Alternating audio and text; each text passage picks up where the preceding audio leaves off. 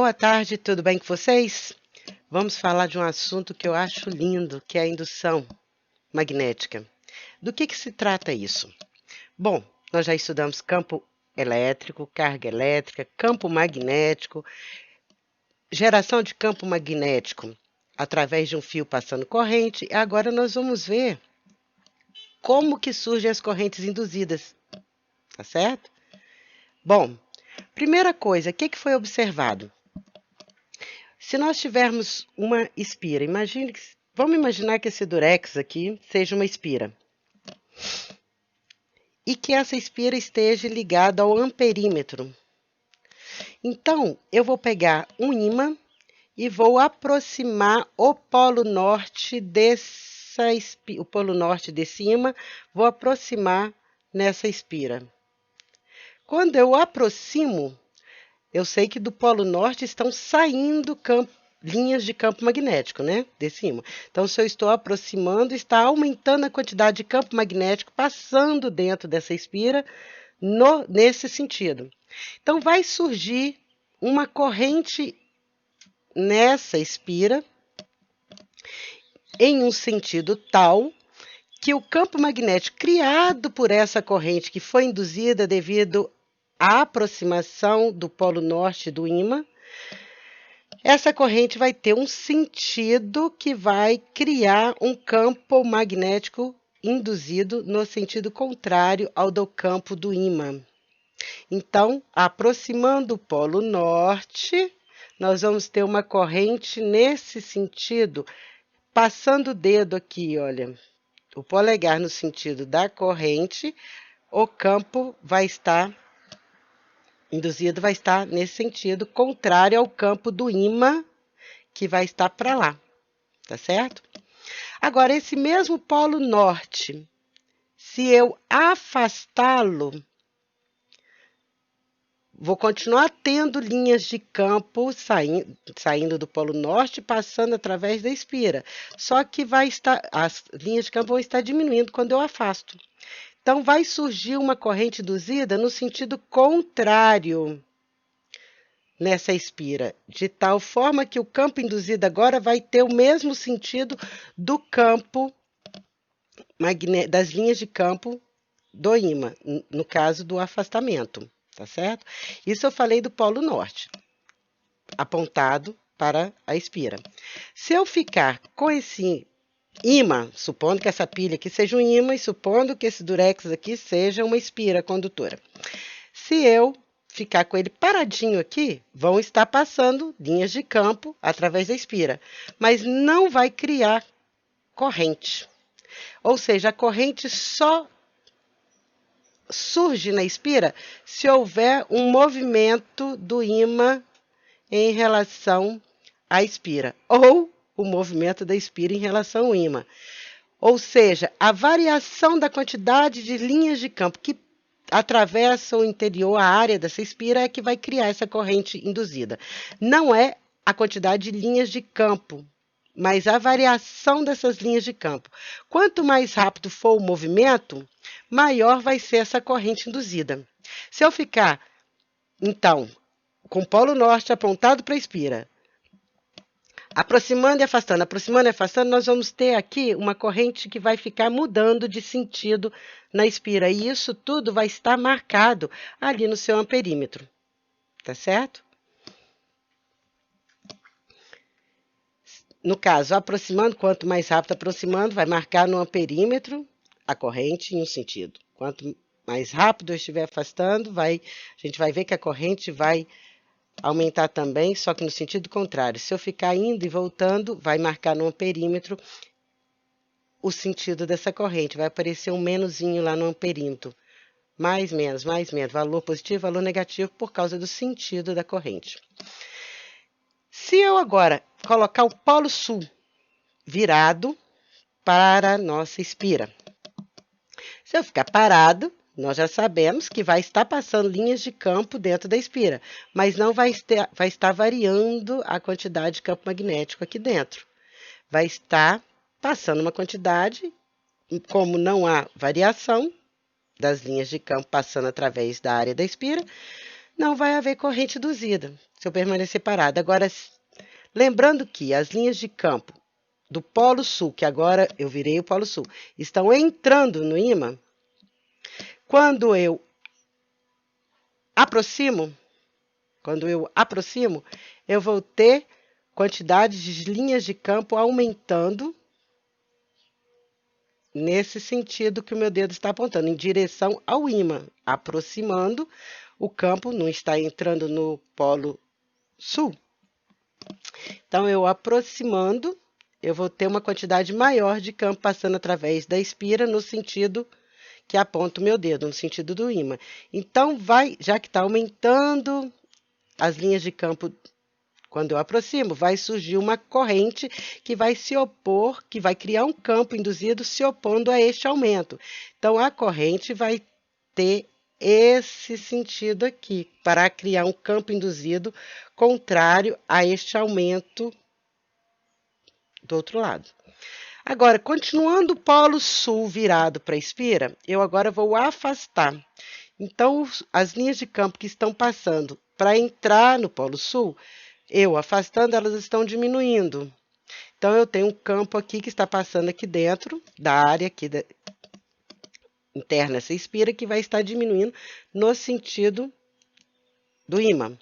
Então, vai criar uma corrente induzida que vai ter o mesmo sentido, vai criar um campo induzido que vai ter o mesmo sentido desse campo que está diminuindo. Então, nós vamos ter uma corrente no outro lado, que vai criar um campo, no sentido desse campo, quando eu estou afastando o polo sul.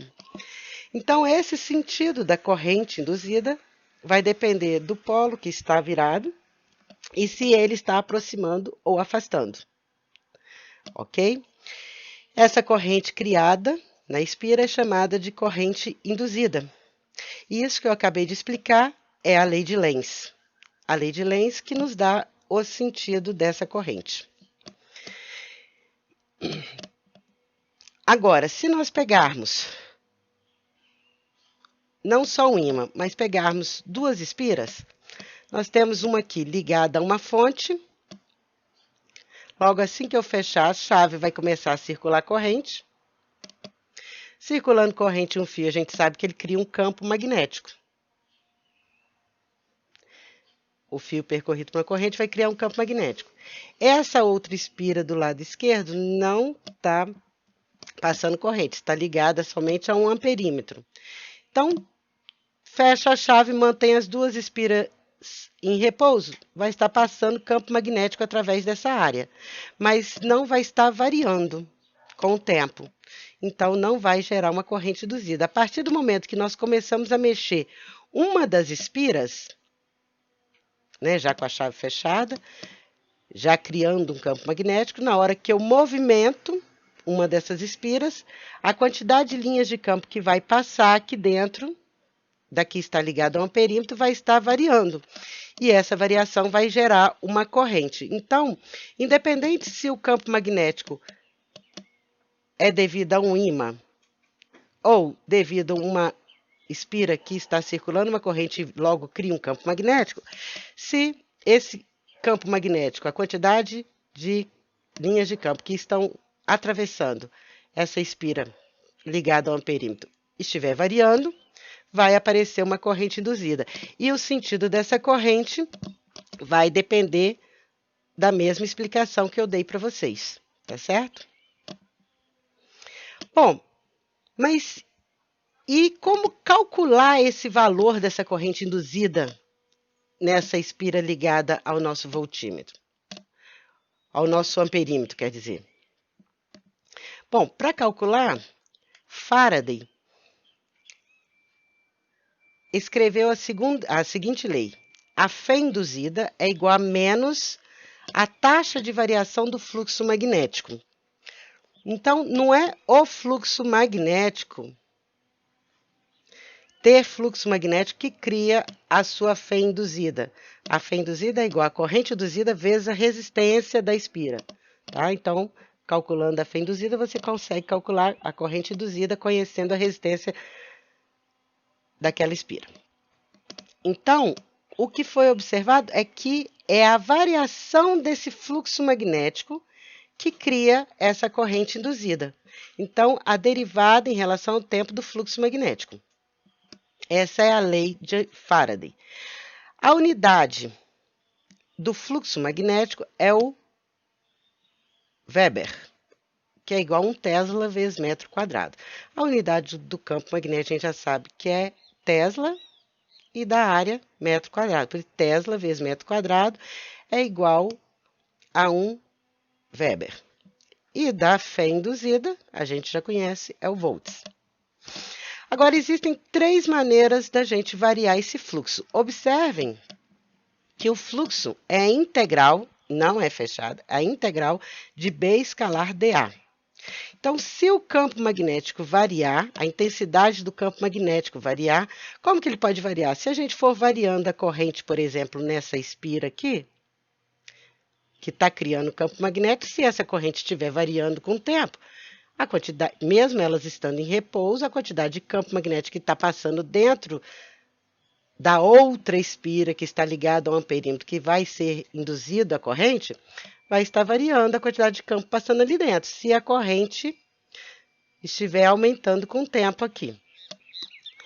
Porque aumentando a corrente, aumenta a intensidade do campo magnético. Podemos também variar o fluxo magnético se a área estiver variando. Então, se isso aqui fosse um material condutor que estivesse mudando de tamanho, variando, essa daqui, ó, né, estivesse variando a área, né, uma hipotética, né, nós teríamos também uma variação da quantidade de campo que está atravessando essa área, já que a área está variando de tamanho. A área interna espira está mudando de tamanho. E um outro exemplo, uma outra maneira, né, de nós variarmos o fluxo magnético é se o ângulo do campo magnético com a área estiver mudando com o tempo. Porque isso aqui é um produto escalar. Então, o fluxo é igual a integral do módulo do campo magnético vezes o módulo dA, cosseno do ângulo entre o campo e a área. Mas como isso é possível? Bom, vamos pensar aqui, ó, nessa espira, aqui. Ela tem um vetor área, que é perpendicular à área da espira. Tem um vetor área aqui, que é perpendicular à área interna da espira. Se essa espira estiver girando, esse dA, vetor dA, estará mudando de direção e sentido, se ela estiver girando. Se o campo magnético tiver uma direção e sentido constante, vamos pensar aqui um campo magnético para cima. Então, nesse momento, o vetor dA está paralelo ao campo magnético. Então, o fluxo vai ser máximo. Cosseno de 0 graus. BdA. Cosseno de 0 graus. O campo vai permanecer para cima, nesse meu exemplo. Mas o vetor dA está mudando, porque ele é sempre perpendicular à área, ele está mudando à medida que a espira está girando. Então, quando estiver nessa posição, o vetor dA vai estar para lá. O campo está para cá. Lembra? Então, nós teremos o quê? Um vetor dA que vai estar fazendo 90 graus com o campo magnético. Fluxo igual a zero, cosseno de 90, zero. Realmente não vai estar passando nada, já que o campo está para cima, não vai estar passando nada através da área. O fluxo realmente é zero. Então, o fluxo vai estar variando à medida que a nossa espira estiver girando. Então, o ângulo que está variando nesse caso. Então, esses exemplos que eu dei são as 3 formas. Ou varia a intensidade do campo magnético, ou varia a área que está fluindo esse campo, ou varia o ângulo entre o campo magnético e o vetor dA. Ok? Logo, variando um desses 3 casos, você vai ter a derivada desse fluxo magnético que está variando em relação ao tempo, vai ter a sua fé induzida, que é igual a corrente induzida vezes a resistência, no caso, a resistência da espira, onde vai ser criada essa corrente induzida. Esse sinalzinho menos aqui, quer dizer que essa corrente induzida, essa fé induzida, ou corrente induzida vezes a resistência, ou logo eu posso falar no sentido da corrente, ela vai se opor à taxa de variação do fluxo magnético, de acordo com a explicação da lei de Lenz que eu falei antes. Se nós tivermos N espiras compondo essa bobina, elas estiverem bem compactas, um rolamento bem compacto, a gente pode simplesmente multiplicar por N e a fé induzida resultante vai ser N, o módulo dela vai ser N vezes a derivada do fluxo magnético em relação ao tempo.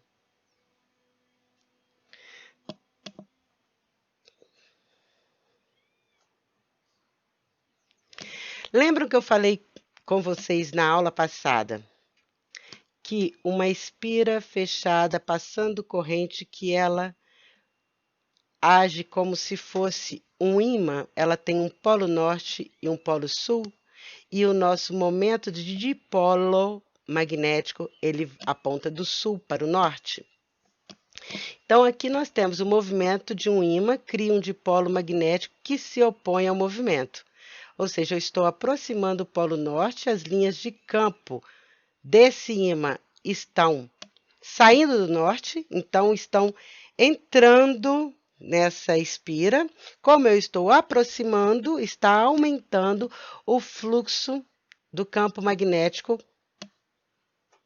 para dentro dessa espira, aproximando. Então, vai surgir uma corrente aqui que vai criar um campo magnético induzido que se opõe a esse campo magnético do ímã que está aproximando o polo norte.